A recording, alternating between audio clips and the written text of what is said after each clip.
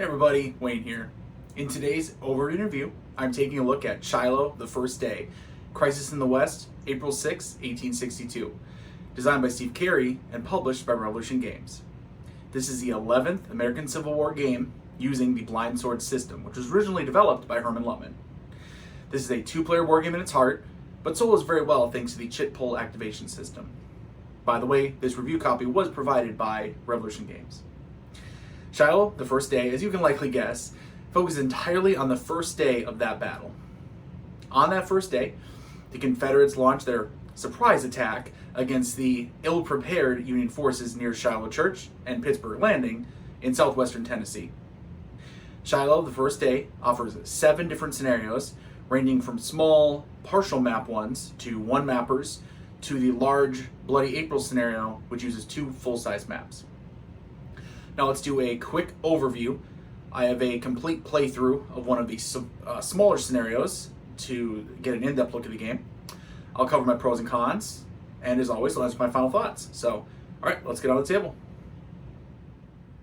Alright, let's do a really quick overview of the system, the blind sword system, and then Shiloh in particular.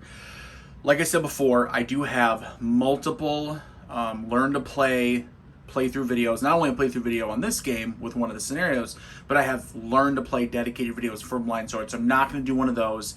You can find those Thunder at Dawn, Long Street Attack, so those are older videos, but pretty popular, and then Prelude to Vicksburg as well. So check those out if you want to learn exactly how to play the game, or you can watch one of my playthroughs.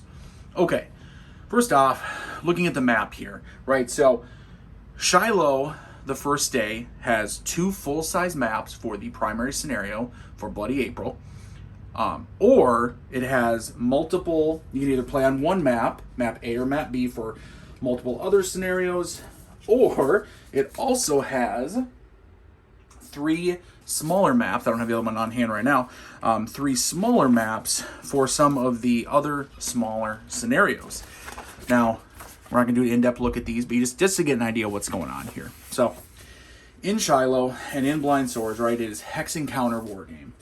Now, the map, you can see the art pretty clear. A lot of heavy, a lot of woods, period. So dense woods will be the darker green. The lighter green here, these will be regular woods. There is a lot of elevation changes, some ridges, some steep slopes, up and down, some ravines. You're seeing anything that looks like a fence, those do not apply to gameplay. You can see some open fields, not a ton of clear terrain, not a ton of open terrain. There's going to be a lot of kind of rough terrain in this game that's going to come into play when it comes to combat and when it comes to terrain effects and moving around. You're going to have a player aid here with a general records track. This is going to keep track of a game turn. You're also going to see when certain scenarios begin and end.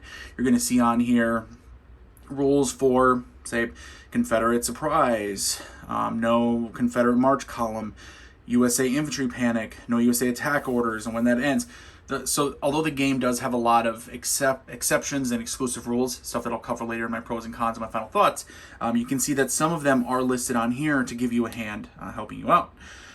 Eliminated units, the broken track for the game, so when units fail a break test and they are removed from the map, they are placed on here. And as long as they're not fragile, which means they only have one step, right, one side, they have a chance to be rebuilt. And you're going to keep track of victory points at the end of scenario to see who wins. Watch my playthrough to see an example of that. Units are going to be going to look like this.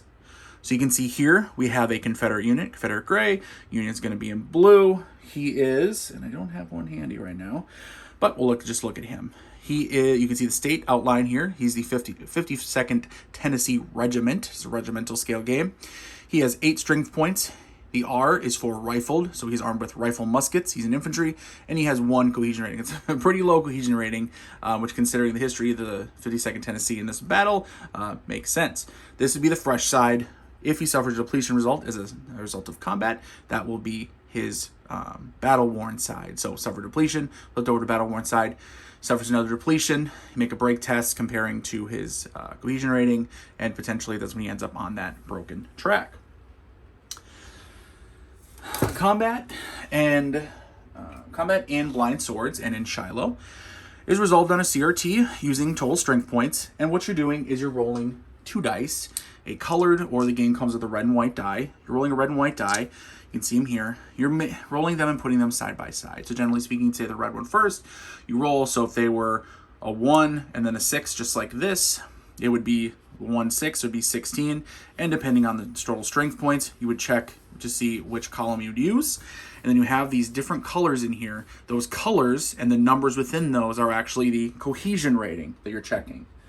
So when I mentioned the 52nd Tennessee having only a 1 cohesion rating, anytime you're rolling on here and you're rolling, depending on the strength points of the attacker, you're looking to see where that 1 is. And it may be the maybe green, which is routine, maybe in the yellow, which is tough, or red for severe. There's going to be a lot of other factors that when you're generating strength points and then seeing where everyone is, for instance, weapon ranges, depending on smoothbore muskets, rifles and smoothbores combined, artillery, are they smoothbore cannons, rifled mixed cannons, or they're gunboats? How do you adjust cohesion rating? Fire combat SP adjustments, fire combat shifts, close combat shifts, right? So shifting on the CRT. When you decide, based on this, if you have one of those, remember the green, yellow, or red, you're going to go back here to the cohesion test tables. And by the way, that applies to whether you're doing fire combat, which is range combat with your guns, or close combat, which is you're trying to enter their location, and close combat with weapons or with basically hand-to-hand fighting. You are going to roll on the routine, again, using the red and the white die. The red die will be the depletion result, so that is if you suffer depletion to that unit or multiple units in the hex. And the white is for skedaddle. Basically, those are for morale hits and for retreating. All right, so we looked at units, we looked at combat. Again, not super in-depth, but you're getting a general idea of how the system works if you're not familiar with it. Let's run through the sequence of play, then we'll do leader activation and the order system, and we got to look at combat. So, all right, units we looked at, leader activation. So, it's a chip pull game. Shiloh and blind swords are chip pull. What you're doing is you are filling the chit cup during the sequence of play, during the command decision phase, and this is where I'll kind of mention the sequence of play. Command decision phase, both players are choosing their event chits or randomly choosing and setting up the draw cup. How the game works with activation, you have, and these are helpful activation displays that'll give you an idea of who is available to activate. So depending on the scenario, you have within each division, say Hurlbut's division, W.H. Wallace's division, you have different brigades. These brigades, when activated, are going to activate all the regiments that are assigned to that brigade on the map. So it's an order system that works its way down, right? So for instance, you have your draw cup and you're filling it with things like leaders. For instance, Colonel Stewart's brigade right here. You have him, he may go in the cup. For the rebels, you have Withers, for Withers' division here. And he has multiple brigades underneath him. He would go in the cup as well. I mentioned event chits. So there are random event chits for both sides, such as Rebels have something like skirmishers, or Union has rallying. There are many of them. I'm not going to run through them. The game does come with some very helpful player aids that have all the events for each side listed on there. All right, you fill the cup up, you're ready to go. You go to the artillery phase, but we'll cover the chit draw here quick. You go to the chit draw. You're drawing, and then you're checking. Do you have a random event? It may happen right away. You may be able to hold it. You may not.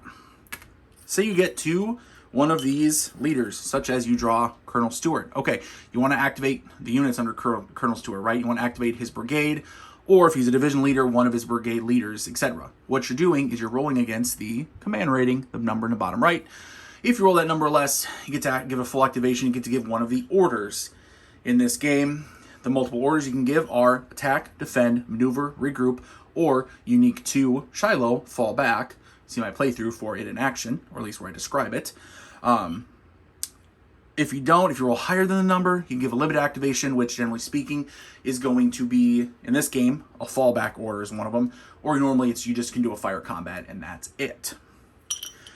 If you have a leader like, say, Withers here for the Confederates, so like I said, he has multiple brigade leaders underneath him. So if you draw him, and you can see on the opposite side of him, just like it shows here on the card, he has those listed. Gladden, Chalmers, and Jackson are listed. Assuming they're available, you pick one, activate them, move it activated, and you would fill the actual leaders, the brigade leaders on here, just to show like, oh, he's been activated. You then give your units an order. Hopefully it's successful. There could be events that cause it to not work, etc. The order system I already mentioned, right? Attack, defend, maneuver, regroup. If you have a full activation, you can give any of those orders. If it's limited, it can only be fallback, which is only also a Union or USA order. Then, I covered the combat system already, right? So you're maneuvering, you're engaging in fire combat, you are engaging in close combat, and you're trying to take over locations on the map or defend them, depending on which side you're on and which scenario you're in. Besides that part of the chit draw phase, there's the artillery phase. Artillery is operated differently in blind swords. You will have, each side gets to activate one unit at a time. First is a Union, move or fire. So each artillery can do a move or it can fire, not both. And then it goes to Confederates and it goes back to Union, back and forth until all of the artillery have been activated. The game does come with these fire/move markers, so you can set them on each of the units, artillery units, as you go. All right. After the artillery, I already mentioned chit draw and the brigade activation phase. That's after chit draw, of course. That's right where you give them an order. They're going to have fire combat, movement, close combat, or rally in that order, depending on the order. Some orders you can't do that, right? If you're defending, well, you can't engage in close combat. If you're in a defense order, you can if you're in an attack order. Or if you're in a regroup order, you can't do any combat and you can't move.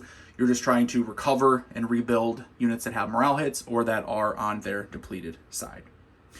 After all that, so you're drawing, you're giving order, you're rolling, you're giving orders, you're conducting combat, you're maneuvering, all those things. Once all that's done and this thing is empty, you go to the end phase.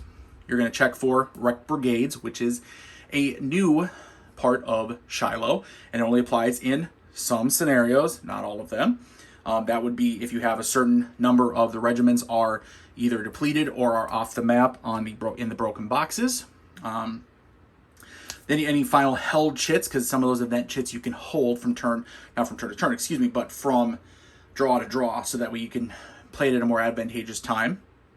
You flip over all your activated brigade markers to the available side, you adjust the broken track, you get your chits together, and you get ready to advance a turn marker. If it's the end of the scenario, it's the last turn, it's finished, you're going to check victory points, usually things like capturing camps, capturing these VP locations on the map. Because when you look at the map, obviously, Battle of Shiloh here, and it's 2 mappers, so I can't even fit it all here for you to see, unfortunately, but, you can see Pittsburgh Landing up here. Again, a lot of broken terrain, a lot of different types of terrain.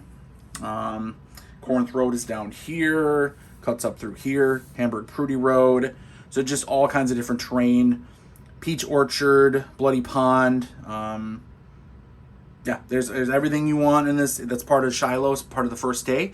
It's going to be on these 2 maps and or on the smaller maps. Okay, I think that was a quick and dirty overview. Probably skipped around a little bit. Sorry about that. That's okay. I played so much Blind Swords that I'm really familiar with it, so it's almost kind of harder to explain it because I just played it so much. I'm sure you could tell, though, I mentioned multiple different kind of unique things in Shiloh, which I will talk about as we get into our pros and cons here in a second. I do want to mention, though, just as sort of a caveat for my review, I have not played the 2-mapper scenario, Bloody April, the full giant entire day 1. I simply don't have the table room to play it. This is both main maps, but actually they're laid, instead of this way, they're laid like lengthwise down. So actually you guys can't even see the full map. The full rest of the map is actually down here off my table and off camera view. I simply don't have the setup to play it. So just keep that in mind as I talk about the game in case there's something you say, well, has he even played the full scenario? I have not. Other than that, though, I've played it enough that I feel I have a pretty good idea of how, first of all, I have a lot of experience with Blind Swords in general, and I feel I have a lot of confidence and familiarity with this game to at least give opinions on it as far as that goes. So, okay, that's it for overview. Let's go into the pros and cons. Cons first. Okay, the main topic I want to address, which, depending on your perspective, could be a negative, stems from the amount of exclusive rules and exceptions in the exclusive rules book and how some of them are presented. Now, let's be clear. Every Civil War battle was different in how it was fought, the type of terrain it was fought on, how the men acted during it, and there needs to be some adjustments to games, specifically to Core Series rules for a game on a specific battle to feel like that battle. And Shiloh does that. In fact, it pushes the system to the limit. Every scenario has specific rules and exceptions. There is an entire player aid filled with reminders of those exceptions. You can see here all these scenario reminders for scenario 16.1, working way through to 16.7, along with exclusive rules reminders that apply to all scenarios or almost all scenarios. Terrain acts differently in Shiloh than in previous Blind Swords games. From firing restrictions / allowances to changes to hex side line of sight. Units also have different rules depending on the terrain. An example is artillery, being able to fire from the woods, but with an important note that they do have their strength points reduced to a maximum of 3. By the way, that is explained in the exclusive rules, but for clarity's sake, would have been nice to see on the player aids. Looking on the player aid, I couldn't find it, and as you can see, there's some room to squeeze it in somewhere. Movement has changes and exceptions, and there's at least one bit of errata that I found. The player aid for terrain effects says artillery movement in woods is prohibited, yet the exclusive rules mention it is possible with stacking limitations and the like. I actually had to go to Board Game Geek, where Roger Miller from Ocean Games clarified that the rulebook is correct. There's also a new step of the player aid during the end phase, where you are checking for wreck brigades, although that only applies to some scenarios. And there is a new order in the game, Fall Back, although that only applies to the Union, and only under certain circumstances, such as a failed activation, combined with one of the regimental units being in a camp or dot hex. With me so far? All right. The second thing I want to talk about, outside of the exclusive rules, and I could kind of go on, but you get the picture, is the series rulebook for Blind Swords. I mentioned this in my review of Prelude to Vicksburg, but the series rulebook, grabbed the wrong one. The series rulebook is starting to feel a little dated. It's a little stagnant. It continues to lag a bit on clarity and ease of use. We're seeing more and more rulebooks in full color with plenty of picture examples. The Blind Swords series rules have neither, which is funny because both the scenario book and the exclusive rules are in color and have a bunch of pictures in there. The series rules, version 1.3, 2024, has neither. It has none of that. And it's black and white. It's as basic as you can get. And I'd say the Blind Sword system is on average a solid medium complexity with a fairly extensive combat system. I think the rulebook as is can and has put off some people off the game, but making it harder to learn than it should be. It can also be hard to reference or find a specific rule you're looking for, although there is now an index, and the older ones I don't believe had one. But just due to the layout, it can be difficult to find what you're looking for. I've played so much Blind Swords at this point. The rulebook it's fine. It's okay for me. But when I'm doing my reviews and I'm looking at things, I do try to also look at it from the perspective of a new wargamer or someone new to this series. And with that in mind, I wouldn't mind seeing the series rules receive at least a little bit of a makeover. All right, that's it for the pros. On to the cons. First off, I love what they've done with the maps in this game. And when I say maps, I don't mean just that Bloody April, the main scenario, right, has these 2 full-size maps. No, I mean there are smaller printed maps that some of the scenarios are played out on. And I'm grabbing them right now. This is a wonderful quality of life feature. Instead of having to take the full-size map and folding it or setting up boundaries using cubes or string to show the extent of a particular scenario, with Shiloh the first day, you can often pull out a dedicated map for that scenario. Here you have map for scenario 16.1. You have the map for scenario 16.1. Sorry, that's 16.6, 16.1. You have this map for scenario 16.5. This is the type of thing that I know adds to the production cost for the publisher, and likely, you're right, it does increase the final retail cost at least a bit. Some of that cost has to be passed on to the consumer. But I think it's more than worth it for what it adds to the ease of play and the overall presentation of the game. And speaking of presentation, I continue to love the graphical aspects of the Blind Swords games. Combat units look great with their state silhouettes. You know, looking at just the combat units, I think they look great. They're easy to read. I love the state silhouette. You can read all the numbers, having information on not just the regular strength points, cohesion rating, but what particular regiment it is, what they're armed with, the type of weapon, what state they're from. It's clear to see their leader, right, who they're subordinate to at the top of the unit. Absolutely love it. I also love that the leader units, right, you have a portrait on there. It's just a fun little part of the game. It's been around for a long time, probably since the very beginning. In fact, it has been around since the very beginning. But I loved it then, and I love it now, and it definitely deserves a mention. This is one of those games that when you have it set up on the table and you have all these units out here and poised for combat and they start getting intermixed and all those things, I think the game just wows with its look. Third, the combat resolution in Blind Swords, in my opinion, it just feels perfect. I've never had so much fun looking up column shifts, right? The mechanism of rolling the 2 dice when initially checking the CRT, comparing to a cohesion rating with changes based on support, based on the different types of units, to see if a cohesion test is conducted. Obviously, you have fire combat, close combat shifts, you have ranges, all those things. But all these things are on player aids, by the way. So you flip and you got pretty much everything on here you need.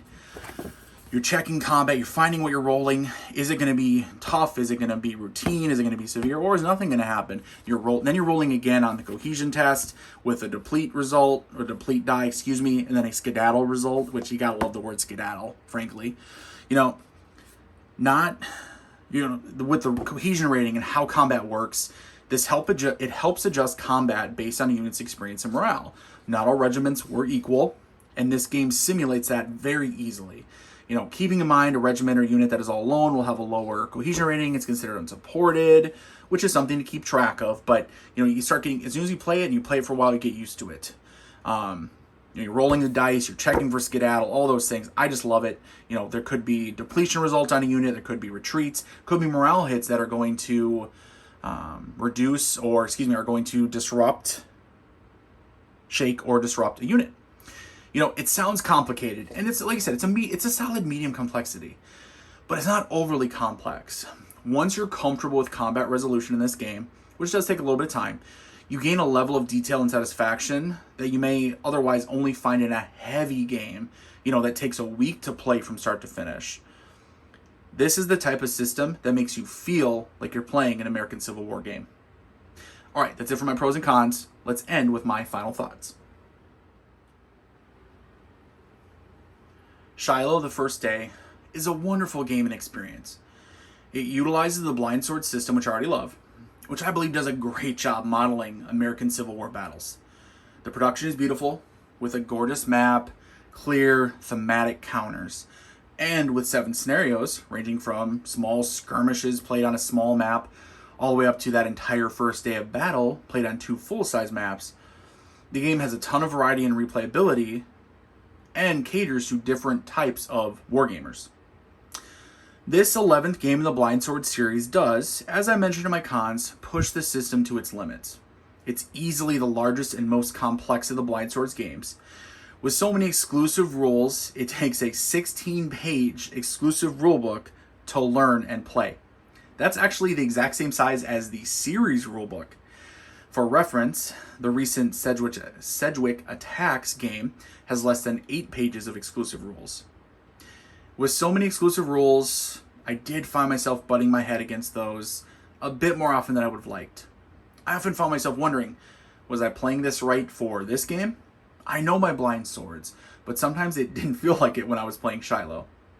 I read in the designer's notes that Steve Carey was considering more rules, such as rules concerning green units, but he felt like it would be too cumbersome and time-consuming. I, for one, am very glad he was able to keep himself from adding any more unique rules or exceptions to the game. Now, I do want to say, you viewers may be wondering if I'm being overly critical or if I have a strong dislike of Shiloh's more unique rule set. The answer to the latter is no, I don't dislike it. The last thing I want is a generic American Civil War game where, blue counters are set up across from gray counters, you roll some dice and resolve combat, and then, game's over. I want my games to feel unique. When I play a game on the Battle of Shiloh, I want it to feel like Shiloh. from command confusion on down to inexperienced men and rough terrain. But I'll also be doing a disservice to you all if I didn't mention that this game's rules are the heaviest they've ever been. And it's going to take longer to play and longer to learn if you're new than, say, Hermann Luttmann's initial games covering, Cedar Mountain or Pea Ridge. As always with Blind Swords, it is one of the most solitaire-friendly series of two-player war games I've had the pleasure of playing. The uncertainty of chip pull and leader activation means you're never sure what formation will be activated next, or even if they'll be able to take a full action that turn, and if you're going to be able to give them the order that you wanted to. Steve Carey and everyone involved in the design has done a tremendous job with Shiloh the first day. It's one of the richest, most complete wargame simulations of the Battle of Shiloh you can experience. Within the game, you can try and emulate Colonel Stewart's stalwart defense of the Union left flank. You can simulate the carnage of the Hornet's Nest. And you can slug out the entire first day, which is truly when the battle was ultimately decided. The Union will struggle to get going early in the battle, with command limitation, problem with their artillery. The rebels have their own problems, ranging from moving through the wooden broken terrain, to camp looting rules, to losing their venerated leader, General Johnston, something that would have repercussions throughout the rest of the war in the West, and the war overall. All of that, and more I haven't talked about, is included in this game. I have no problem recommending Shiloh the first day, with one caveat. This is not an entry-level Blind Swords game. The smaller scenarios do help in that regard, but the most complex rule set of any Blind Swords game is going to balance that out. Once it starts flowing, and when the changes become second nature, and I feel I'm getting there, I feel like the game will shine. It just may take time to get there, even for veterans of the Blind Swords like myself. Shiloh the first day is an experience. It's a game you set up and leave on the table for days or even weeks and play through, multiple scenarios. What it is not is a game you set up, play in an evening, and put away. Even if you want to do that, you'll be doing yourself and this game a disservice. If you'd like to know more about the Battle of Shiloh, I have two recommendations. The first is Shiloh, 1862 by Winston Groom. This provides an excellent overview of the battle and the circumstances leading up to it, and also profiling some of the leaders involved and some of the people involved after the battle and throughout the American Civil War, and then even after it. For an even more personal perspective, or should I say series of perspectives, I also really enjoyed Shiloh, a novel by Shelby Foote. As usual, Shelby Foote does a tremendous job bringing to life the American Civil War with a retelling of the experiences of the men on the ground. Overall, I think both these books make excellent companions to this game. Thank you to everyone for watching. I hope you enjoyed this video review. Please let me know what you think of my video and this game in the comments below. And until next time, everyone, later.